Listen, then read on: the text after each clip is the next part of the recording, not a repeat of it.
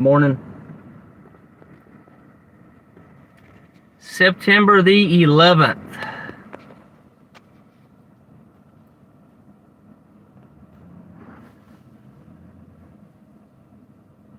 So I'm up here, just got my car detailed here in Anderson. Fabulous place, y'all. If you need a car detailer, even if you just need somebody to wash your car, you wipe down the windows, wipe down the dash, things like that. They do everything from just regular car washes to full details, inside and out. Everything's hand done. Heck, they even dry your vehicles. So if y'all are local to the Anderson area, definitely check out CCC Car Wash and Mobile Detailing. It's Claude. Claude's the owner. So I want to give a shout out to him and his team. I appreciate y'all for what y'all do. I've been coming here. I'm not getting paid to say this, y'all, right? So just wanted to let y'all know that too. Been coming here now for about 4 or 5 years. Guys always do a great job. So I can highly suggest them here in the local Anderson, South Carolina area. Yeah, this thing looks brand new, y'all. Not really gonna get out here and get on camera and show you everything, but you can always come up here and look at the vehicles they're doing, see what kind of job they're doing. They do boats, they do cars, they do SUVs, they do vans. They also do a lot of mobile stuff for car dealerships in the area as well. End of the commercial, y'all. So let's go ahead and get started. Podcast here. I want to officially welcome everybody to the Daily Reader podcast, where we read from a daily reader or a devotional, and we learn tools and principles, including but not limited to prayer, meditation, and breath work that help us to stay more present and to live better lives. We meet on here every day at 10:30 a.m. Eastern Time. Most cases, sometimes I have to reschedule, but I'll do my best to let y'all know if I have to reschedule. If you're new here, I want to welcome you as well. Appreciate you coming to try us out, check it out, and just be sure to subscribe to this channel for content and podcast episodes. If you like what you see, like what you hear, definitely give my videos a thumbs up and consider sharing with your friends and family. I would really appreciate it. Alright, so go ahead, find somewhere, a stopping point in whatever you're doing right now. Find somewhere you can get just safe, or you can be comfortable for the next few minutes as we do the relaxation portion of the podcast here. So I'll give you a minute or so to get there.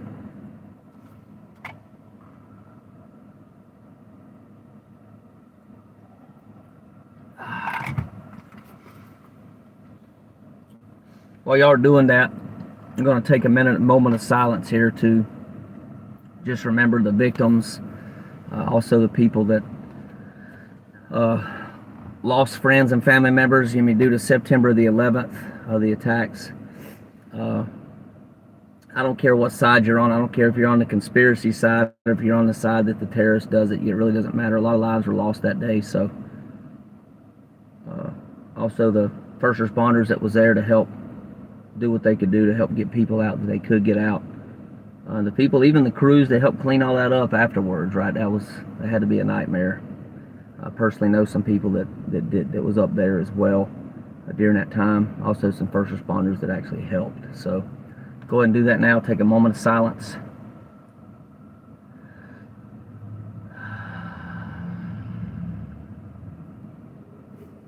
And just remember and honor everyone that was involved in September 11th.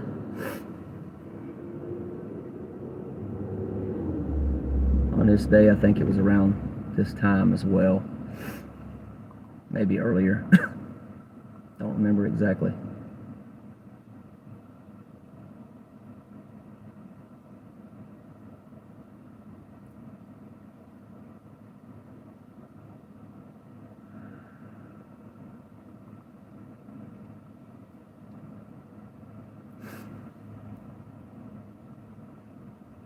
And once you get to your safe place,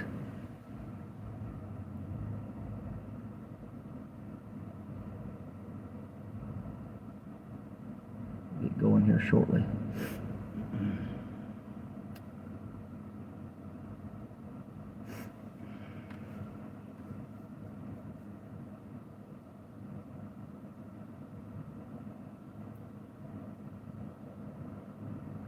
All right. So let's go ahead today. We're going to go ahead and I want to do an open eye. We'll do an open eye relaxation process today, y'all. So just keep your eyes open and just notice my lights. Focus on my lights in the background. I got my LED lights back here, as y'all can see. And just put your attention on those. Just take some slow, deep cleansing breaths. Breathing in your nose and out your mouth. It's your time right now, not everybody else's. It's time to do your self-care, my self-care this morning.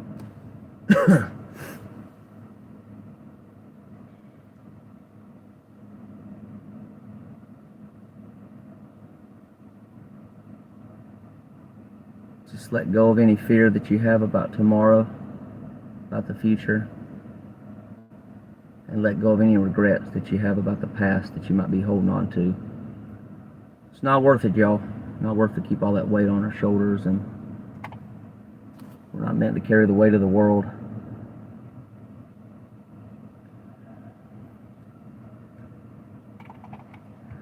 Just be present to the now. Sure, if y'all been watching the news, you'll see a lot of bad things going on. There's also a lot of good things going on, y'all. There's a lot of positive news out there too, but the regular news just focuses on all the negativity. And I choose not to focus on that. I choose to try to spread love, and this is my part of doing that, y'all. I think we can all do our small part, even just a small part, right? To spread the love in the world and help others.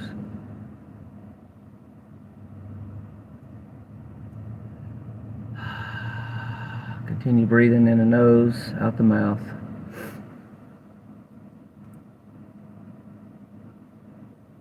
You'll naturally feel yourself getting more and more relaxed, and that's the goal of these, is to get us present in our lives, to get us relaxed, to get us out of that fear-based thinking, that what-if thinking, mostly about the future. It's called future tripping. I've done a lot of it in my time, but I don't do it as much as I used to.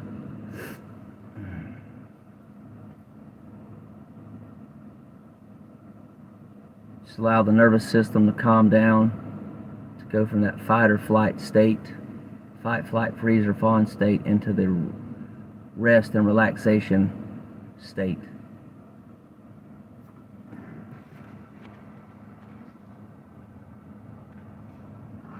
Appreciate you being on here, Quan. Thanks for joining us, brother. I'm sure you'll get a lot out of this today. There's always something that I always take something away from it every single day we do these.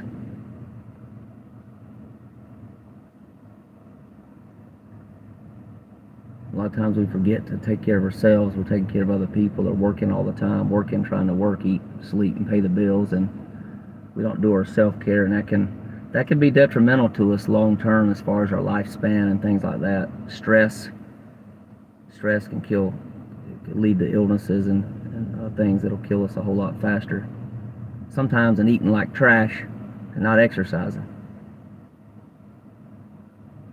So it's important that we do the best we can to take care of ourselves, take care of the body. The body is a temple. I don't know if y'all believe that or not. The temple of the Holy Spirit. If you do, you do. If you don't, just believe your body's your body. It gets you around, right? Gets us around in the world. Helps us do what we need to do on a regular basis. So it's a good thing to take care of the body. This is part of that.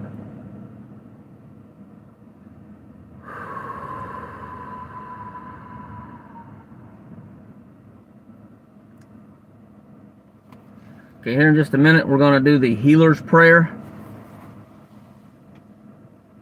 Before we do that, we'll take another breath this time. Take it in as deep as you can on the inhale, and on the exhale, blow it out audibly, out the mouth, releasing any other stress or tension that you might be holding on to in the body right now. And breath. Can't get any deeper, go deeper as you think you can go. And exhale.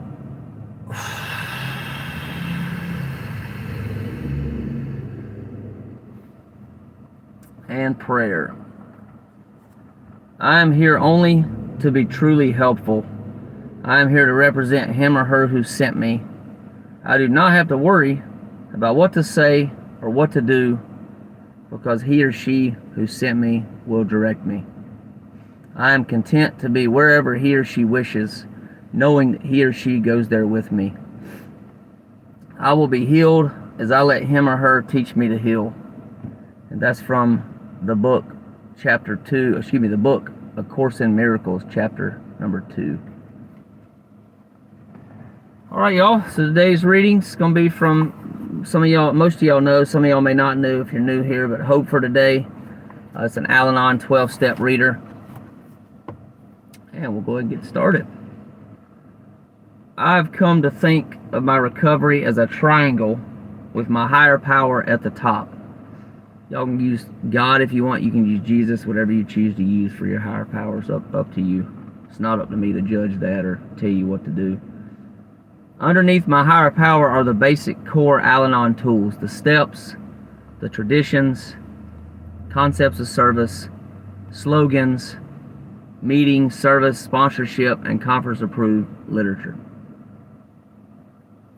Next comes me and my physical, emotional, and spiritual health. At the base of the triangle are my job, my family, my friends, and my hobbies. As long as I keep everything in that order, with my higher power at the top as my sole focus, everything in my life works serenely, even joyfully.